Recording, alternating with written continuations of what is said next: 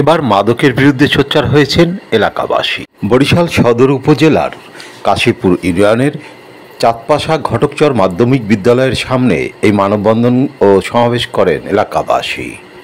এলাকাবাসীর অভিযোগ, দীর্ঘদিন ধরে একজন মাদক ব্যবসায়ী জুয়েল হাওলাদার ও তার পরিবারবর্গ এলাকার মানুষজনকে অতিষ্ঠ করে তুলেছেন। তারা বাড়ির মধ্যেই মাদকের বেচাকেনা করেন বলে অভিযোগ এলাকাবাসীর। প্রশাসনের কাছে বিভিন্ন সময় অভিযোগ করলেও কোনো পদক্ষেপ গ্রহণ করা হয়নি বলে জানান তারা।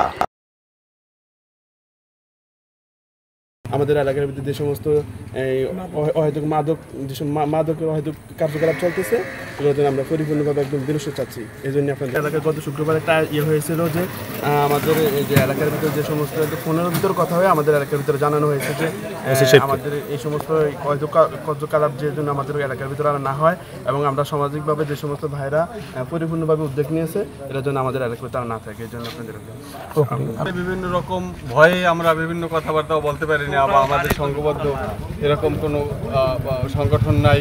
আমরা তো এক পর্যায়ে জিম্মি থাকি। এলাকার কথাবার্তা বললে আমরা তো নিরীহ মানুষ।